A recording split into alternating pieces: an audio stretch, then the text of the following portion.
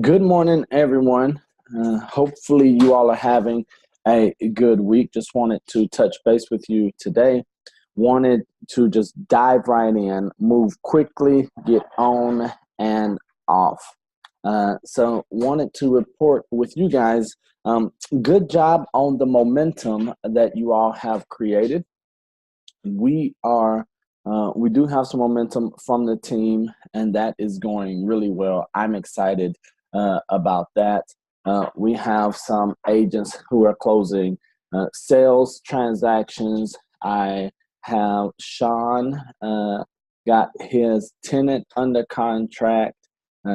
Charles just closed a rental deal.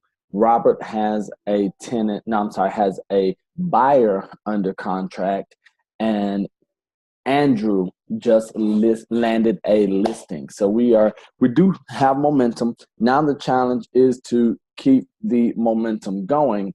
So that's what I'm going to ask each and every one of you to do. Be intentional with those daily activities. Prospect, prospect, prospect. But in the Facebook group, this is where I wanted to spend most of the time today. In the Facebook group, I'm going to go ahead and share my screen with you guys. I don't know if all of you had an opportunity to look at it, but these are the 9 things, the 9 basics every agent needs to master from the start. So we're just going to talk about this really quick this morning. And the first of the 3 are going to be the 3 fundamentals, and I'm talking about them all of the time. The first one are contracts. We must know our contracts. That is our listing agreement, the contract to lease, the lease, the applications for lease, which is now in Google Drive. We must know the crisp contract. We need to know the as-is contract and all of the addenda. If you're going to be doing anything with commercial, you need to know what a letter of intent is. You should know what the commercial lease is, what the listing agreement for commercial properties are.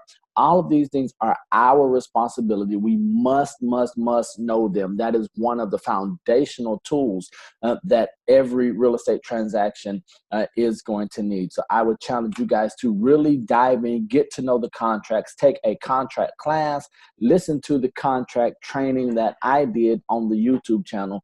There are always changes happening. For instance, there were 3 forms changed 2 weeks ago in Form Simplicity, and there was 1 new form that Florida Realtors added into Form Simplicity. So make sure that we're keeping abreast of all of those. So the first one is contracts. The second one is the inventory. If you look here on this line, it says the top producers know the inventory code. They can walk into a home and price a property without even looking at the comparables. Guys, my internet looks like it might be moving a little bit slow this morning.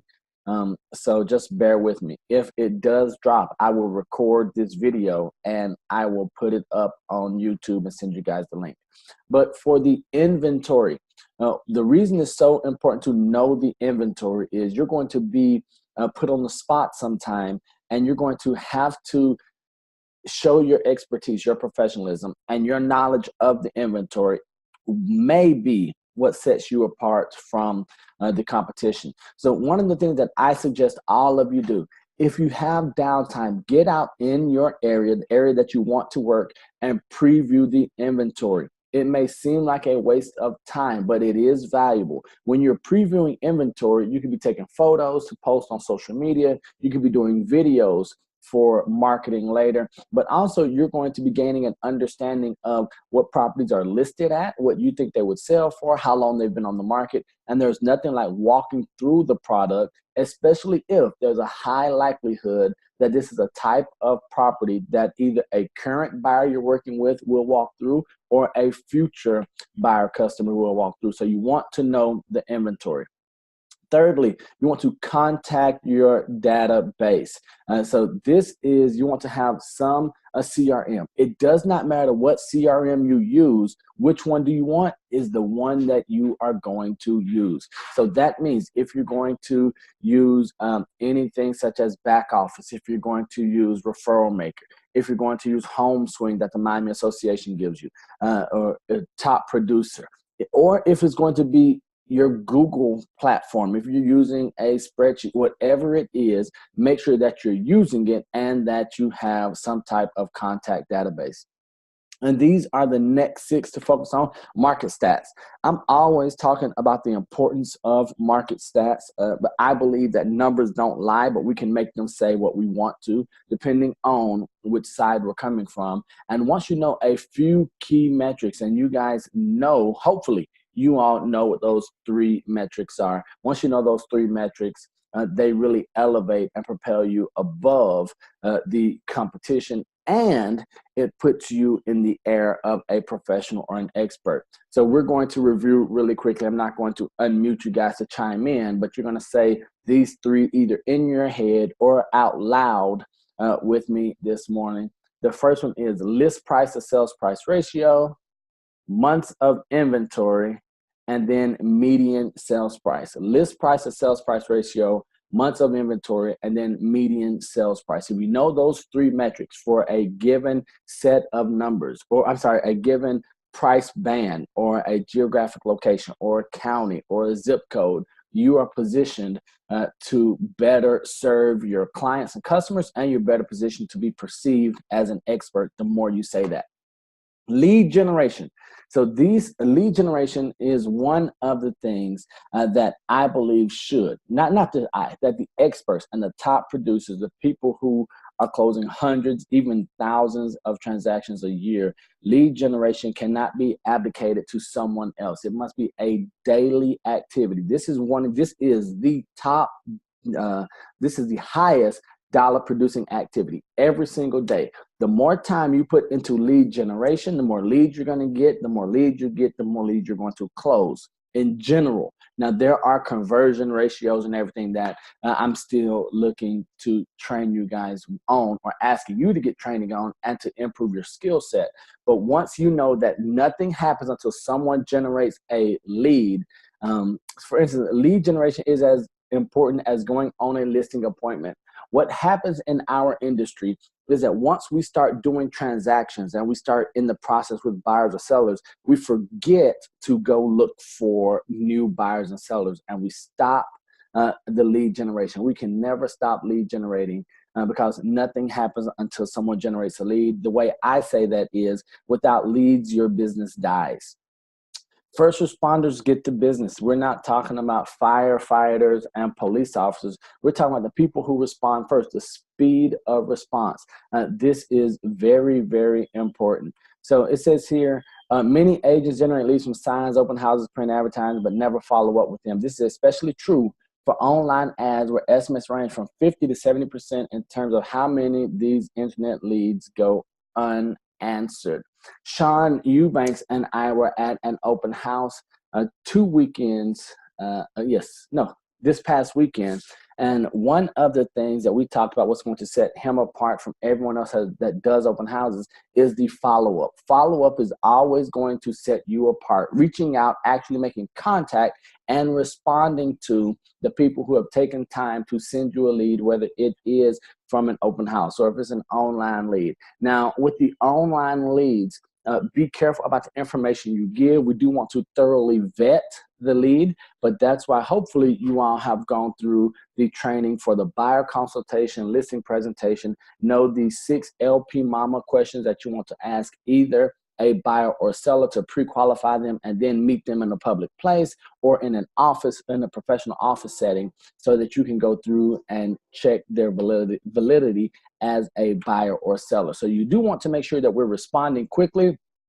Face-to-face appointments win the day. So I am a firm believer that there's nothing like getting face-to-face. Now, these things here, these are all things that I've been telling you guys that I've embodied in my business, but then these are the 9 things that top producing agents, this is what I want to remind you, top producing agents, the ones who are doing hundreds and thousands of deals a year, are telling us this stuff. There's no need for us to attempt to recreate the wheel. They're telling us what to do, that we need to know the contracts, that we need to know the inventory, that we need to have a CRM. They're telling us that we need to come in and get face-to-face appointments, that we have to lead generate. Why are we not doing it? Right? So this is a reminder. So face-to-face appointments, whether it is with pop buys or if you're going to schedule a coffee meeting for 15, 20 minutes, we want to get face-to-face with every contact that we can, every client that we can. That is very, very key.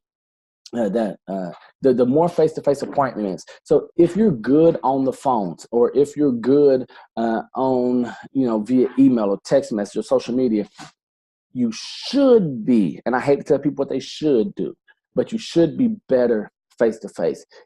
In order to really succeed and excel in this industry, your face-to-face game has to be on point. So this is what I'm talking about when I say that when the spotlight comes on and when it's showtime, we have to be ready. That is the face-to-face appointments. Stay in regular contact with your sphere and past clients. Many of you should be receiving emails from me monthly. You'll probably receive phone calls when I'm just checking in to see how things are going.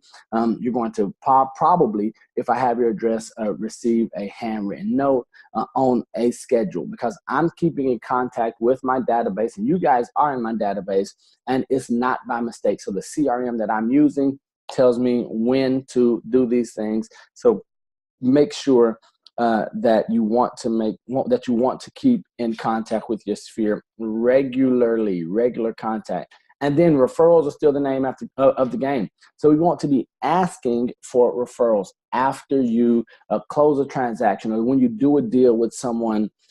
Ask them either for a agent that they might want to bring on and work alongside you, maybe form a team or a partnership, or just increase the business here at World Renowned. Or if you close with a client, a tenant, a seller, buyer, ask them who they need to know. Now, one of the best things when it talks about referrals is, instead of just asking for a referral, I'm asking everyone, once we consummate a contract or a deal, I'm asking them if they would be willing to do a testimonial video. And then that testimonial video should result in more referrals, especially if you put it on social media and you tag them. If you get the permission to tag them in it, so all their family and members and friends can see it. Now, instead of them coming one-to-one, it's one-to-many, and that's a great way. So on the referrals, I'm going to ask all of you, if you have any past clients, ask your past clients if they would be willing to do a short 10 or 15-second testimonial video for you. And if they say yes, ask if you can post it on Facebook and tag them in it. It will be a huge way to open up your business. And don't forget, all of their family members and friends are going to see these videos, and then they're going to want to know, okay, well, Joe said that I should use a Jim. Jim is reputable. I see all the friends, all the common contacts and ties that we have. Let me go out and see. And that's just another way to maximize or capitalize on the referral game. So I'm going to stop sharing. I'm back here with you guys now. So any questions, comments, concerns, go ahead, chime in. Oh, before I do that, there are other videos on the Facebook group page that I shared. So they're going to be posting regularly on the mornings for the next few weeks. So go in and make sure that you guys are looking at that information and that material, digest it, because these are national. This is a national media source who's giving us all this information, and you'll see that it's the same information. The foundational information has not changed. So I'm going to challenge you guys to go in, get that information, and then do something with it. We're really building it. And I don't know if each one of you feel it, but I'm telling you guys right now, we're building momentum. The hardest thing to do is to get going. But then once you get going, the second hardest thing to do is to keep going, because then we want to coast and relax. But if you guys do continue doing those daily activities, continue prospecting every day, whatever your prospecting looks like. Continue reaching out to your sphere on a daily basis. Continue looking at the inventory. Something I'm going to ask all of you to do is dive into your contracts more. we all have to dive into our contracts more. We should know. We have to know everything about the as is contract. We have to know about the CRISP, the CRSP contract, the correct addenda, the contract to lease, the lease. We should know these things. We are professionals. So make sure that we're diving in, and then get out and look at the inventory. Get out in the neighborhoods that you want to sell or you're currently selling, or the ones where you have a buyer that's looking. Go out there and look at the inventory so you know what's going on in your marketplace. Then come back and get the market stats and know what the days on market and the list price to sales price ratio, months of inventory, median sales price, that you know all of those things. All right, so this time I really am going to be quiet. Any questions, comments, concerns, go ahead and chime in, guys.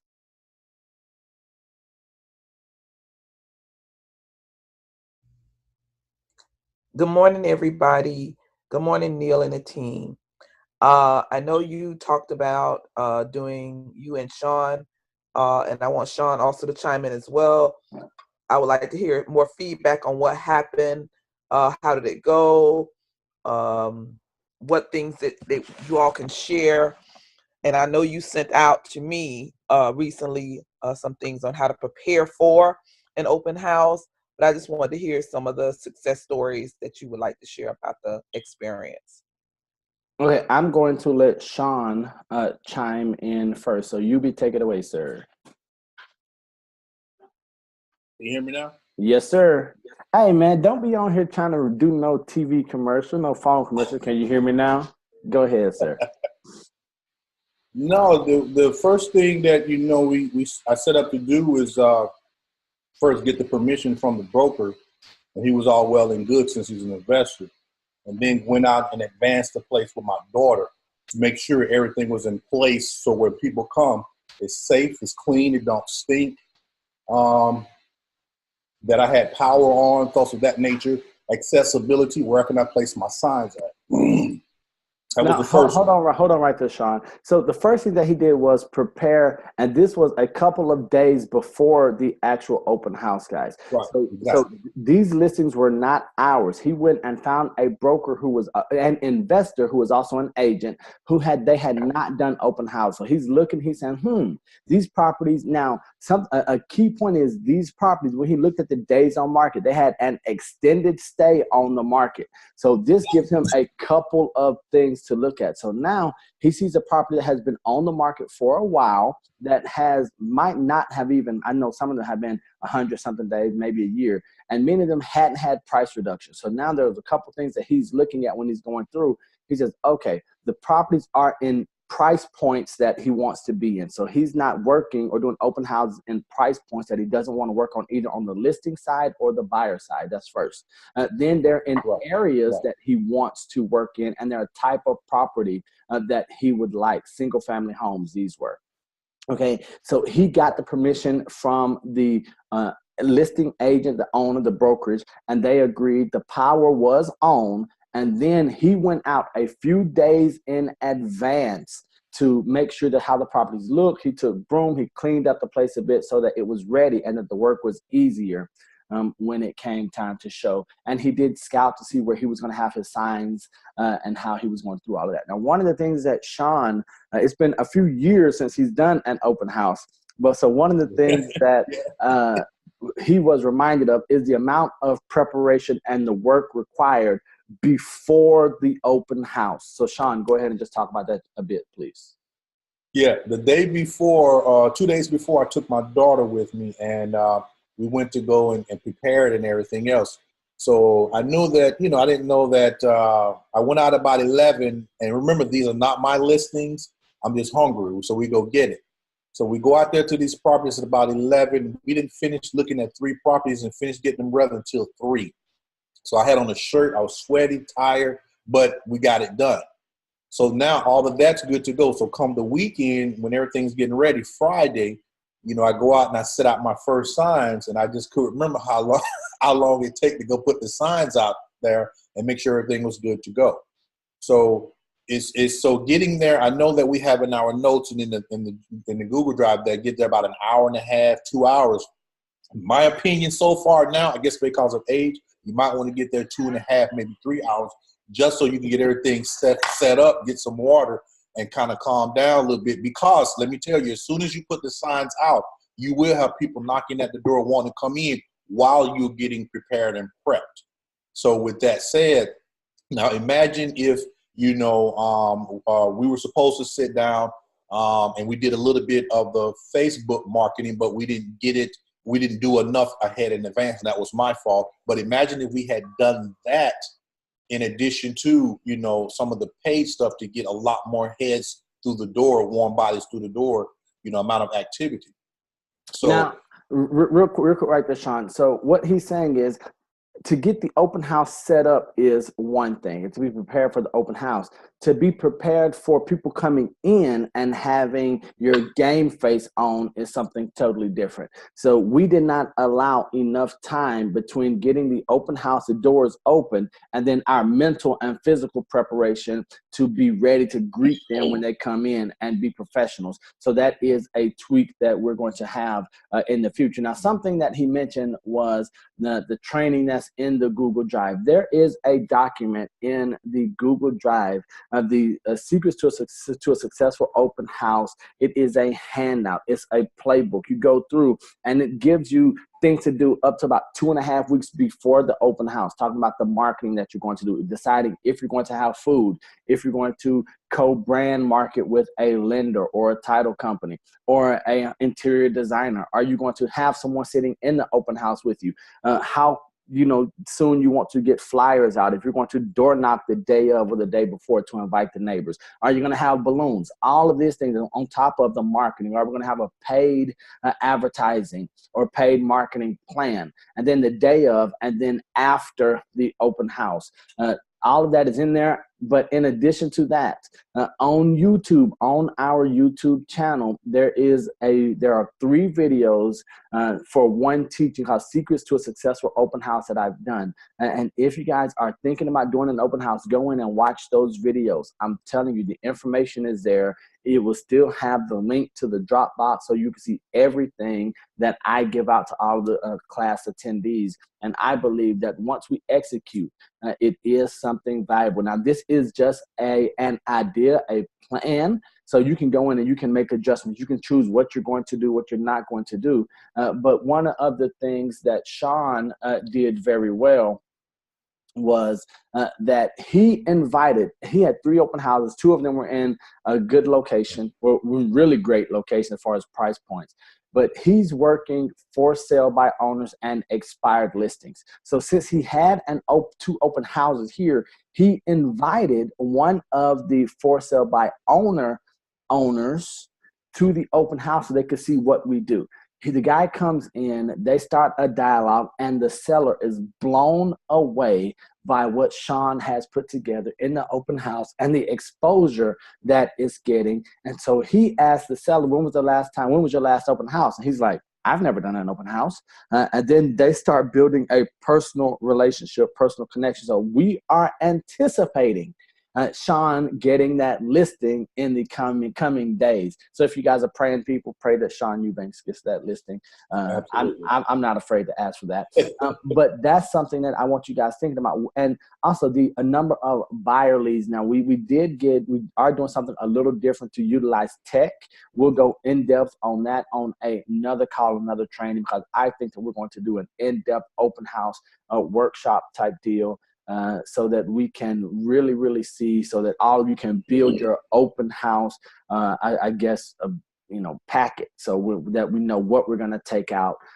Because I know Sean has a bag that he carries. I have a bag that I carry with all of our open house items in there. So we'll be doing that. Well, my bag is a little outdated, so we had to update to the open house 2.0. But the little mishaps that I had is that the printing of documents, do that ahead of time. Do that like maybe the 2 days before or the night before. And also, if you're getting balloons, go get those early in the morning. Don't wait. You're going to get them on the way there. So, and the food prep, there was a couple of snafus that didn't happen. One of the lenders are supposed to bring food, didn't show. And then one of the prints I was supposed to print at home didn't print right. So, but we kept moving forward, with good anticipation. And out of all in all, I think I came up with about, let me see, where is it? I think I came up with about 10 contacts and 1 consult. So in all of those contacts, they were in the process of looking. It's just a matter of now, me saying hello, sent the small little video out. Yes, I did have to, I wanted to go in and tweak narrative on it a little bit. So I did the one with the reading the words so I don't mess it up. So, but I know you said you couldn't mess it up, but little baby steps at a time for me to get there. But anyway, sent that. So other than that, he's the broker's away, and I think I'm going to probably approach him. So that may be some possibilities of taking other agents' owner properties listings, and making it worth their while. So other than that, the objective for my open house for me was to, number one, hopefully get someone to come in to want to write a contract on that house, and number two, get buyers in who are actually looking for properties, which is what we did. So, and in the end, I ended up meeting someone, inviting someone over that came from an expired lead that I invited to the house, and we had a good conversation. So hopefully that in turn will end up with a listing appointment or a listing. So, and that's where I'm at, sure. Good stuff, Sean. As someone who was there, I was impressed by what you did, the setup. So I'm looking forward to the next one. I had fun. I like being out in the field and meeting people. So good stuff, sir. Absolutely. Well, thank you, Sean and Neil, for that insight, because I too am gearing up for 2 open houses, by one in Miami area near Miami-Dade College, and one in which should be around I think she said it's gonna be listed for like $275, and then the other one is gonna be in Boca Raton, friend of mine, and that's gonna be around 2.6 mil. So I'm definitely, thank you guys for the insight, because I'm gonna need all these cues, and I look forward to being successful as well. So thanks for the training. Our pleasure. Good stuff, man. Anyone else have anything else this morning?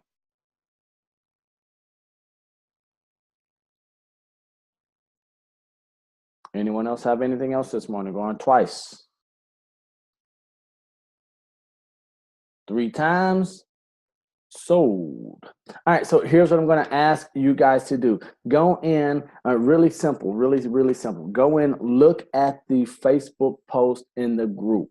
There are maybe 4 or 5 articles in there. Look at them. If you have not signed up for your Inman registration or subscription, sign up for that. When you put your information in and you are with the Miami Association that pulls that information, you'll be able to get Inman Select, so you'll get a higher quality. Now, this is not the premium, but it is Inman Select, so you can have access to a lot of the articles and the news feeds there. Go in, dive in, read the information. The reason I put it in our Facebook group is so you can go back and digest it over and over and over again. I believe that is very valuable. That's the first thing. The second thing is, in the article that I shared today, make sure that we're doing those 9 things, that get into the contracts. I know I sound like a broken record. Get into the contracts, get out, look at inventory, know the market. Those are going to be key things that I'm going to ask you guys to do. And then use whatever your CRM is. Start touching your database on a regular basis. This is supposed to be when more business starts to pick up. So if we're not positioned, if people don't know who we are, or if they've forgotten that we're in the industry, we're going to have a really ill taste in our mouth when we talk to them in the summer and they say, oh, I just bought or I just sold. So let's do our best to avoid that. And then do your prospecting every day. Prospect. Make sure that we're filling our funnel with leads. If nothing more, love you guys. Great stuff. This video will be posted to YouTube later today. Love you. Don't be average. Be world renowned. Have a great day, guys. Bye.